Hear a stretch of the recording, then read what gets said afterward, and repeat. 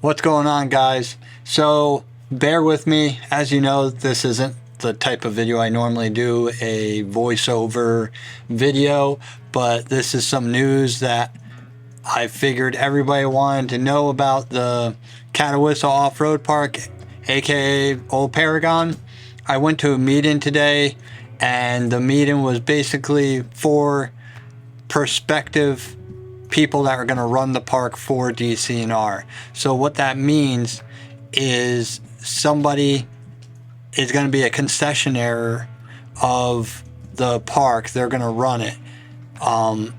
There was Famous Red in there. There was AOA, among other local business people that were interested in putting in a bid. They don't know exactly when the bid is going to open, so that's one thing that you can look at, is they haven't even started that process.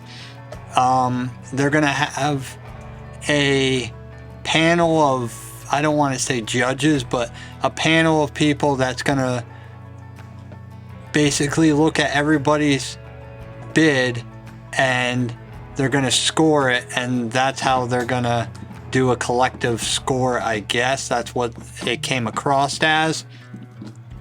They're currently working on a right-of-way because the old entrance has a warehouse in it now. They do have a right-of-way. The parcel of land that was the old entrance to Paragon was sectioned off and sold. So DCNR and the DEP, I believe it is, has a right-of-way through there. They're going to have a road going down to a treatment plant for the acid mine water.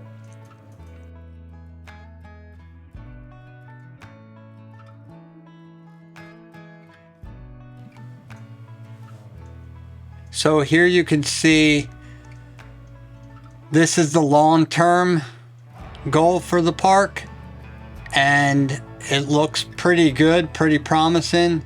There is other documents of where rock outcroppings are. There's a soil analysis paper in this packet. There's all kinds of information. If you have a question, I will try to answer it in the comments. Here you could see that this here is the second phase of the park.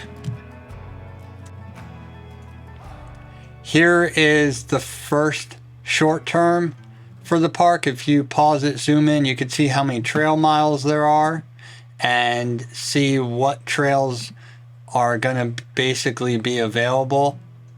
And I don't know how long it's going to take to open up the other ones. It does have a year range on there, but also that depends on how quickly they open, how quickly the new person that's going to run the park opens everything else up. So there's a lot of what ifs right now, but the good part that you have to always take away is it's moving forward. Might not be going as fast as people want, but it is going in the right direction.